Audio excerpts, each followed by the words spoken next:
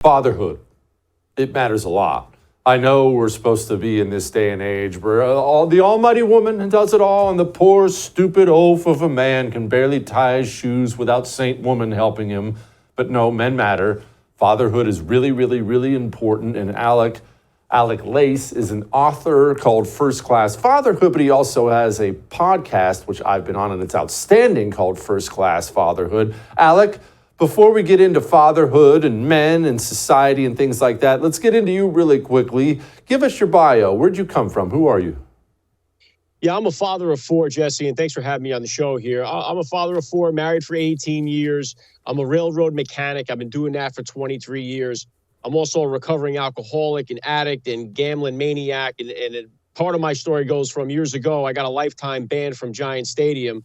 Fast forward, I was invited by the NFL to come to the Super Bowl the last 5 years to interview the players about fatherhood before the big game. So that's the kind of turnaround this has been. And I started this show, First Class Fatherhood, back in 2018, just because so many young men have this warped idea of what it means to get married, start a family. And I drive a lot of Uber part-time on the side as a side hustle. And all the young guys, when I would tell them I have 4 kids, they looked at me like I have 4 heads.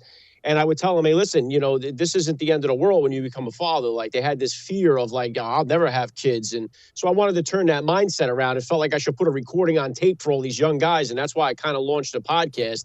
And I've had some success with it. And I've been blessed to have over 700 dads, yourself included, on the show, just to spread the message about becoming a father, starting a family, and it being the greatest fulfillment you're going to get out of life.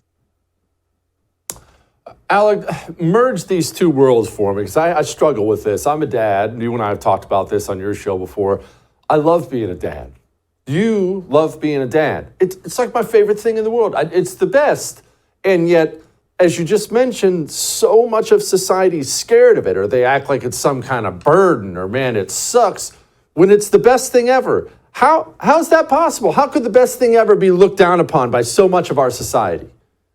Yeah, it's almost like fatherhood's become the best kept secret because our society has destroyed manhood. It's destroyed men. There's an attack on men.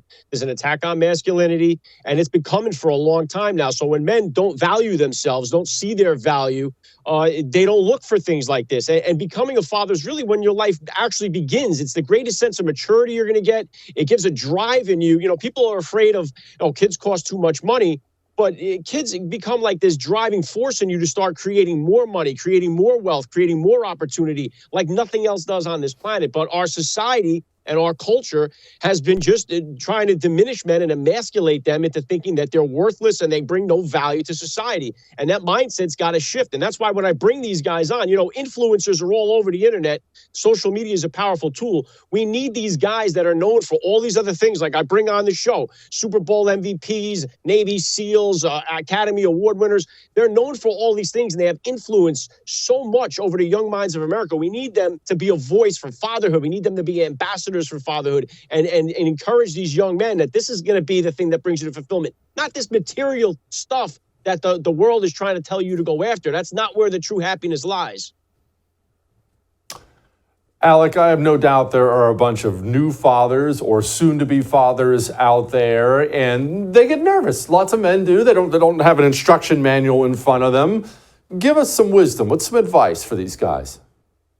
Well, I would just say like ABCs is for me. It would say, adapt. You got to be willing to adapt. A lot of dads want their kids to do the same things that they did. And a lot of times it doesn't work out that way. So you have to be willing to adapt and get into the things that your kids are interested in. So for instance, my oldest son became interested in chess at a young age. I never played the game before in my life. I learned how to play it so I could play with him. Now the whole family plays it. We love it. So you have to be willing to adapt to the movies they like and show interest in what they're interested in. I would say B, bend, don't break. Be willing to bend the rules if your kids are going to give you a decent argument. Allow them a chance to explain their point of view. So if they want to do something that you were first against, bend, but don't break your morals. Don't break your values in doing so. So allow them to have a chance to change the rules once in a while.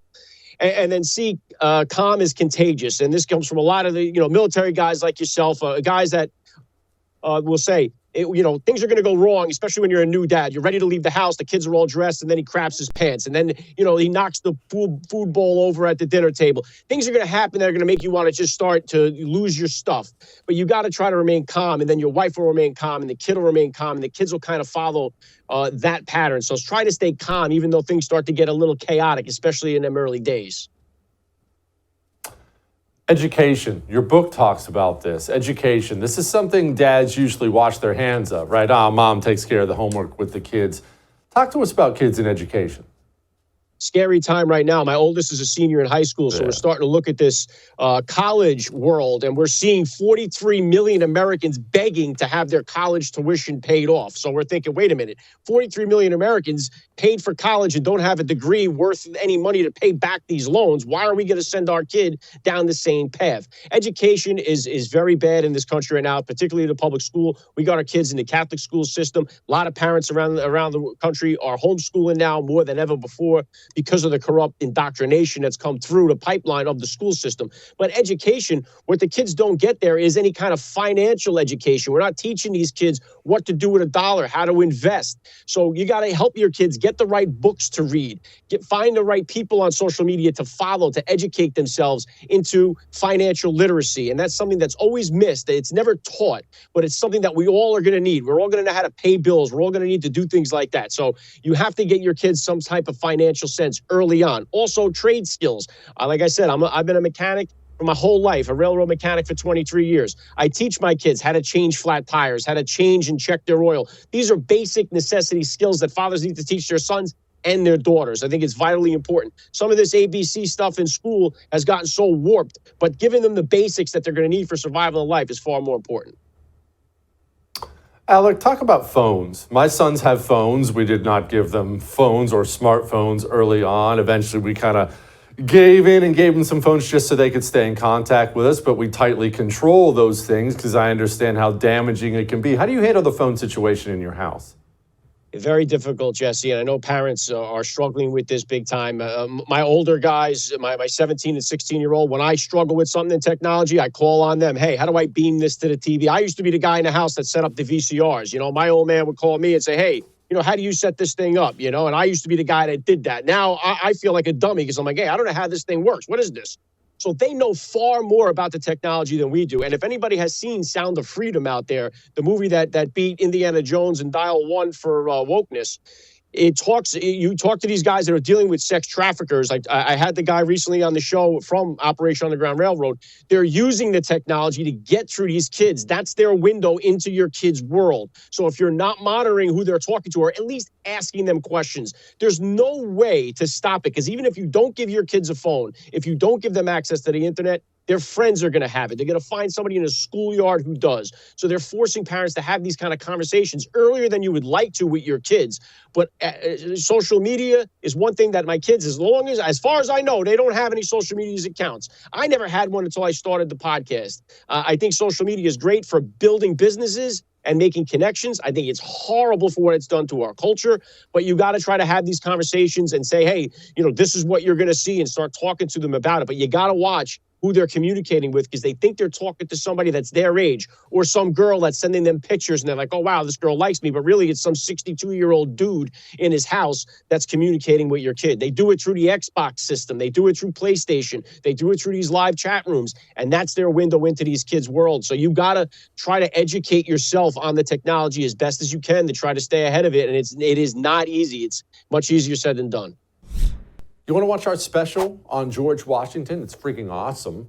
Well, you can. All you have to do is become a First TV supporter. That gives you access to all of our specials on demand, and it's cake. All you have to go to is thefirsttv.com/support. Thefirsttv.com/support. Become a supporter. Enjoy learning about George Washington.